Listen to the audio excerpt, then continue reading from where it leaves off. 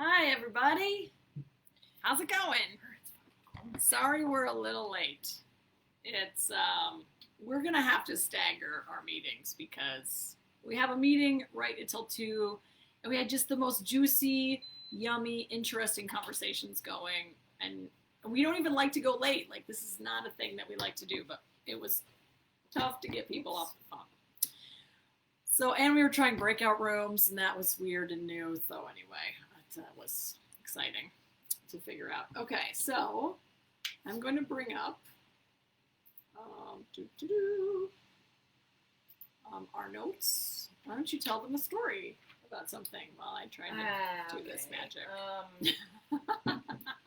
This is my story about the internet only works on Rachel's computer in our office this week. So you talk about your ghost theory. Shelly, if you're listening, you're lucky you're out of the office this week working, well, not working, / working from another place because the internet doesn't work here anyways. It's because Shelly and I are convinced it's because there's a ghost here, and it does not bother Rachel. It chooses not to. It's my friend. Bother apparently. Her, but it really doesn't like Shelly and I. Shelly can't even use the printer, actually. Rachel can hook up to it. I can hook up to it most of the time. Shelly cannot use it. She has installed and uninstalled the driver for the printer on her laptop, and it will not accept. So that's weird. Well, and actually, so I just paid a little extra money to double our internet speed. So one of the things they told me is we should upgrade our modems too. So maybe with new modems, it will all go away. Maybe the ghost lived in the old network. I don't know. Because, we have time to go to Walmart and get a freaking thing. We'll do it. That's what Amazon is Probably for. After, right, that's a good point. Probably after Rally. You could tell them about Rally if they're curious. I mean, Felina's here. Susan's close. GP has no idea. Well, maybe she does. You're a motorcycle rider. You know what is funny about the rally? This morning I ran through City Campground, Spearfish City Campground, and all I smelled was cigarette smoke and exhaust. And I'm like, it is rally time. Rally week. Literally in the campground where everything usually smells like earth. Right. All the time. And there's a little creek and it smells fresh. Yeah, nope. Smelled like cigarettes and exhaust. Cigarettes and exhaust. I like the rally. I do too, mostly. I think it's fascinating. It so is many a fascinating cultural experiment. Yeah, I think it's just so interesting. I like to go in my North Face shorts and my Chacos, so it's clear I am there as a spectator. But I feel the same way at a rodeo. Those aren't my people, but I like being around their sort of cultural whatever that is. Yeah. It's just interesting. It's kind of their the essence of who they are. So I like that. Yeah. Hey, Mark. All right. Well, Helix is terribly exciting. That's been our sort of mantra. But Helix is actually alive. So Helix is a software platform where you log in, you take your assessment, and then you get your results. And there's a little video, and it's so sexy and amazing. I love it. Yes. Shelly is determined to make Helix a household name. So here's your challenge. Go help her do that somehow. We've got, I was actually on a Facebook group, and they're asking about who's DISC certified, who's Myers-Briggs certified. And I was like, someday they're going to be talking about Helix certification. Without me. I didn't say anything, but without me doing it. Yeah. Someday it's going to happen. Yes. So, yes, if you want to help us make household or Helix household name, you can go to this link that Rachel's going to put in the comments. Right there. And then you can sign up for Helix Individual, and you will get access to Helix and all of the wonderful data that comes along with knowing your culture type. And frankly, if you know people that seem like you have to work with, or that are, dealing with change or going through big challenges, this can actually give them a lot of insight into how to deal with that change and how to be strategic and get through it faster. So that's really the value of, so that's our little products link there. I'm going to be speaking at the Women at the Heart of Healthcare on the 28th from 10 to noon, Mountain Time. Great learning opportunity for a great price. I think it's $10 per person, $50 for a full facility. And it is not just for healthcare. It is a healthcare organization that's putting it on, but I'm going to be speaking really about leadership and team dynamics and whatever else Shelley tells me I'm going to be talking about. So yeah, we do have to ask once in a while. Pretty much What every that time. looks like, yeah, all the time. Yeah, well, our next thing after that is actually a pretty fun 4-part leadership series in Rapid City Elevate is hosting, but it's virtual, so you don't have to be here from here. It's super cheap. It's like $25 a session or $90 for all 4 sessions. It's once a week for every week in September. And it is going to be, Meg and I are going to be alternating. So you'll get to see one of our mugs on, and you can, get on there and harass us, ask us hard questions, try to stump us. We love that. It's way more fun to have somebody who's willing to push us and ask questions than like have crickets out there. So, sign up. It relates, of course, to what we sort of were passionate about, but we kind of tried to twist it a little bit into new areas of focus, a little bit different the way we've talked about it, because frankly, we know that a lot of people in our community anyway have sort of heard our basic, this is how you have to think about team, but a lot of people still can't quite implement it in a way that makes sense or that works. And so we've kind of taken what we do and we kind of twisted it a little bit 90 degrees to kind of maybe take a new, fresh look at what we talk about. So you should definitely check that out. I think I have a link here. The first, I don't know who's doing what here. I think either. I'm doing the first one on the 8th of September called Misfit, Figuring Out the Colleague Disconnects That Make Work Hard. That's my first one. So I'm going to put the link in for the whole training situation, and then you can check it out. And then Meg goes second with Do People Really Want to Be Empowered? Which I think is actually quite a challenging question. I mean, in the sense of challenging norms, right? We don't think everyone wants to be empowered. Mm-hmm. It's a lie. It's a lie. The other 2 are Anchoring Your Goals, not just another SMART goal workshop, because I wish we wouldn't have called it that. I called it that on purpose, so they knew that's not what it was going to be. I know, but like other people in our community have SMART goal workshops. Yes, and they suck because they don't actually make you do the things. Team driven. It's okay.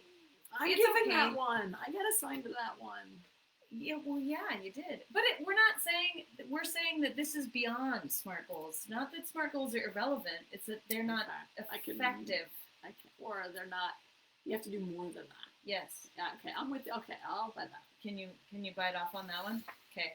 You're doing the last one, which is clearly your bailiwick. Mine is accountability. Blind trust is not an approach. That basically poo-poos everyone's approach in Western South Dakota. So what? I'm definitely gonna piss people off. I can totally see what's happening. I'm totally fine with it. Yeah. Oh my god. I don't like what my employees are doing. How come? I don't know. That's right. Oh my god. I totally got to tell you about some of our conversations from last hour. So fascinating. Mm-hmm. And then the last one is this blind trust. So that makes me think, the other thing I say all the time is hope is not a strategy. Yeah. We should have that on here for the next round if we want to be more of a strategic, like really big vision goal setting. Maybe I'll do that in our Anchoring Your Goals piece. Yeah. We'll have to see. Yeah. All right. Well, come. It's going to be fun. You should come. And it's like $90 for the whole thing, or $100 if you pay for them individually. So it's cost conscious. It's cost conscious training. It is cost conscious training, which is not happening for us very much. Yeah. Okay. Quote of the day: when it comes to moving people through a transition, the more aware leadership can be around their type will help provide a context in which they can excel. Amen. That is our number one thing that if you don't know, you can't make the right decisions. You gotta know about your people. Weekly writing prompt. What is your life motto? Hope is not a strategy. That's my life motto. I don't know if that's your life motto. You are way fly by the seat of your pants. I'm pretty hopeful most you of the are time, pretty. actually. You're unfortunately hopeful. I would say. Not unfortunate. I don't know. Can I? Well, Shelly's not in here. Can I swear on her? You can do whatever you want, girl. So I will. There was a movie that we watched when we were kids once, and I was like definitely too young to watch a movie that had the F word in it. but it was like a PG-13 movie, and there was just one F word in it, and so it's not like a huge deal. But Right. it was called.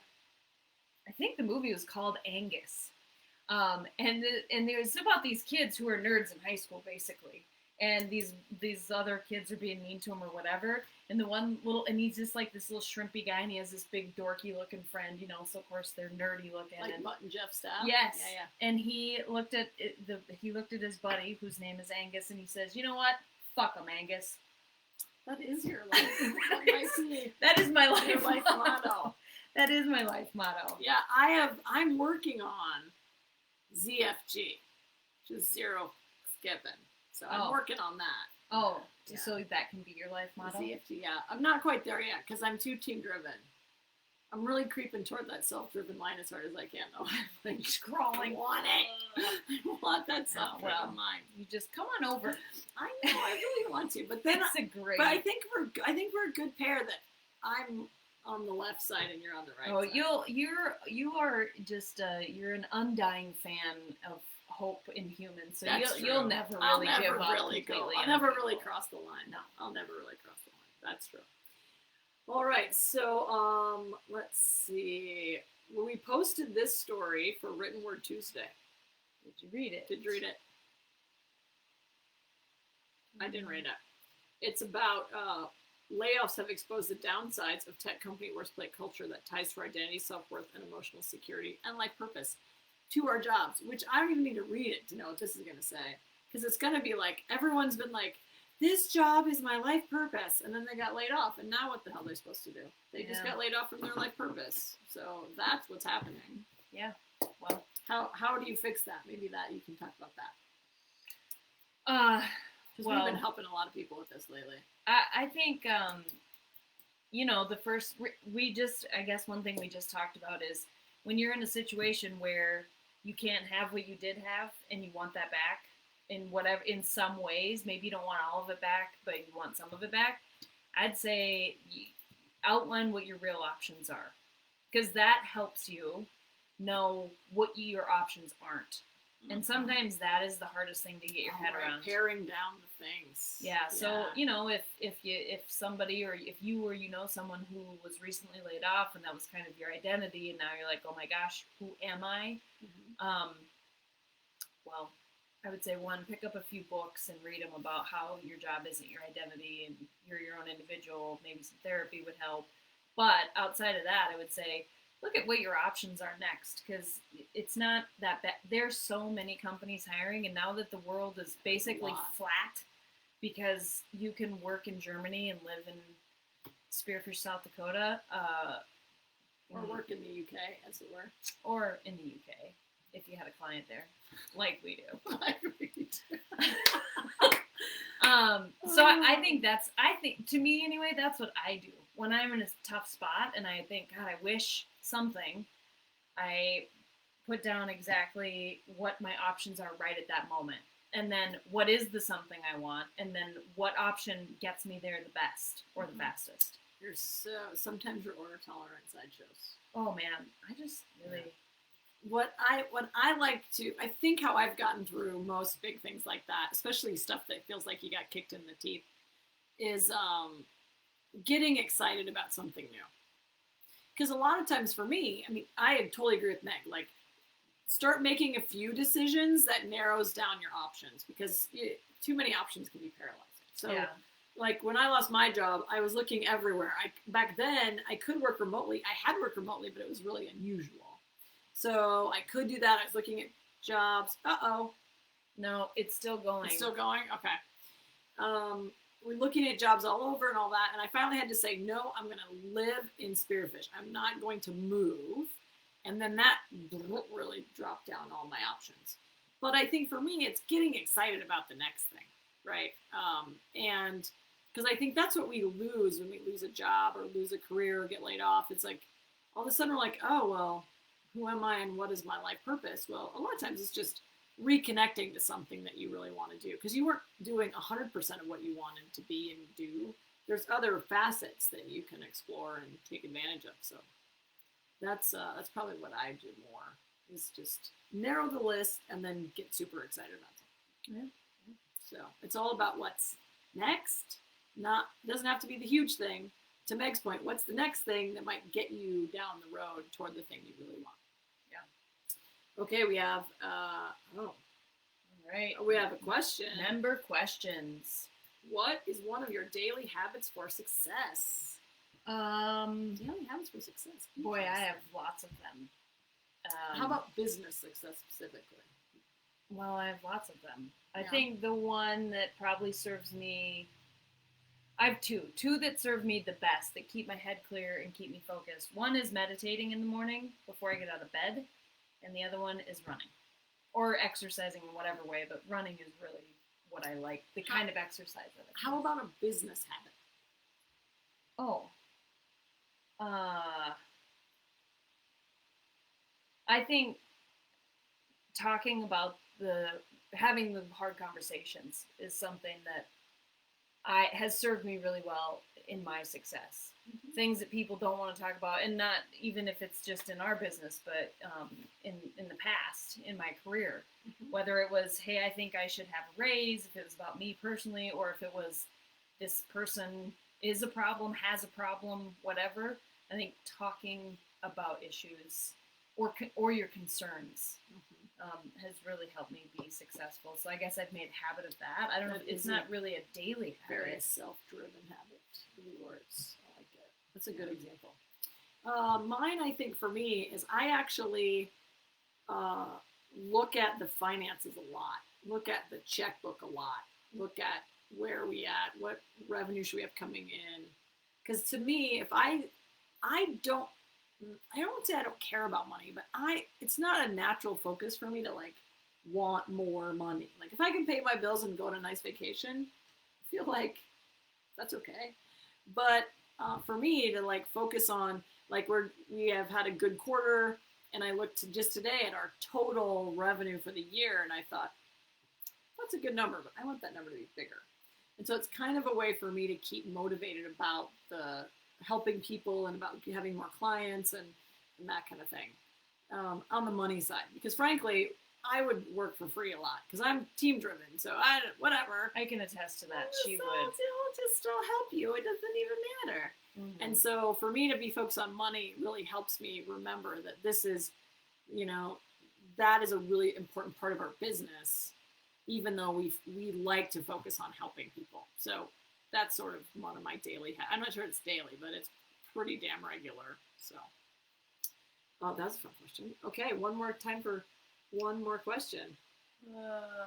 I was laid off my job 5 years this week, not expected. Enjoyed my career, but want to explore my options in the fields. How do I make an attack plan to come through this change smoothly? I've taken some Rose Group Academy courses, and my Helix culture type is independent. Well, the first thing I would say to you is I wouldn't worry about it being smooth. Yeah, right. There's no smooth. It's not probably gonna be smooth. You're definitely in a life transition, and so it's not gonna be awful. You don't have to think about it being awful, but I think a lot of times what we do when we're in change is we really, really try and make it smooth. And the reality is, while we think we want that, we focus so much energy on making it smoother, we kind of lose sight of just getting through, like putting down on paper the things we want to do and getting through the change effectively. So I wouldn't worry about it being smooth.